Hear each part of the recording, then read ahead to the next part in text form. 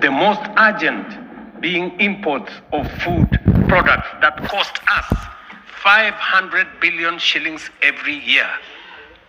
Just imagine. We are importing maize, wheat, rice, edible oil, to Kenya at a cost of 500 billion shillings every year. As I mentioned earlier, we have already made interventions to reduce imports of maize, sugar, edible oils, rice, wheat, but our efforts are undermined by the natural limits of rain-fed agriculture.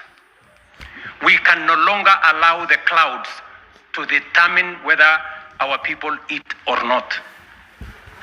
We are able to produce enough for domestic consumption and exports. Expanded modern irrigation is now necessity and the only path forward. We are endowed, ladies and gentlemen, honorable members, with arable land. Yet we all know only 15% of Kenya can support rain-fed agriculture. And this limited area is what we have relied on to feed the entire nation.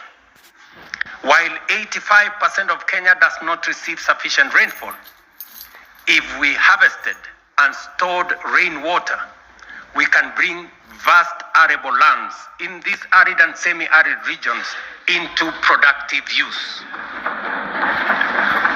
With the dams, we can transform our arid and semi-arid areas into hubs of agricultural production, even in the absence of rainfall. We must never give up on the potential of these regions simply because they receive little rain. And we must never confuse the lack of rain with the lack of water. This is why we must build at least 50 mega dams nationwide, alongside 200 additional medium and small dams and thousands of micro dams to collect and store water, not only to secure our food supply, but to bring at least 2.5 million additional acres under irrigation within the next 5 to 7 years. Therefore, the commitment to harvest and store water is not simply about food and water security. It is a strategic, nation-shaping investment, one that underpins our aspiration to be a net exporter of agricultural products, underpins economic independence, rural prosperity, and sustainable development.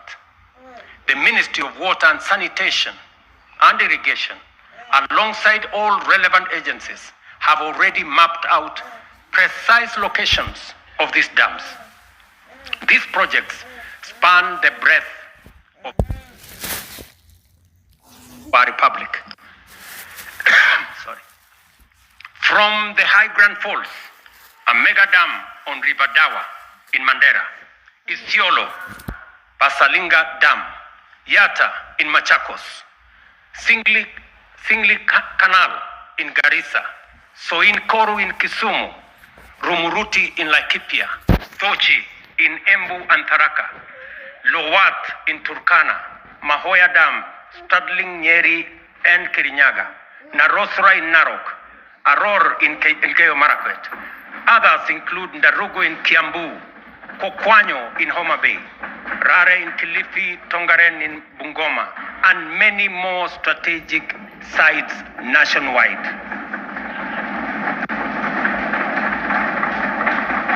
Mr. Speaker, expanded irrigation will also supply the volumes, consistency, and quality of raw materials required for our next economic frontier, which is agroindustrialization.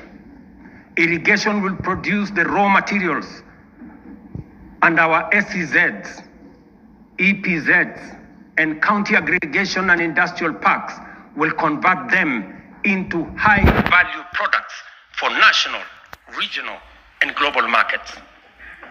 Honorable members, energy is the lifeblood of any modern economy.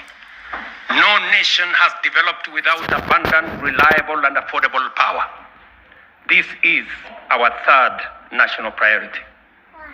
Although we have an installed capacity of 3,300 megawatts, the intermittence of solar and wind means our farm capacity is only 2,300 megawatts, far below what the Kenya of the present, let alone tomorrow, will require. To drive domestic electrification, industrial manufacturing, e-mobility, green industrialization, digital expansion, and a technology-enabled future, we must dramatically expand power generation. Kenya is blessed with diverse, largely underexploited renewable sources, including geothermal, solar, hydro, wind, and nuclear. To undertake large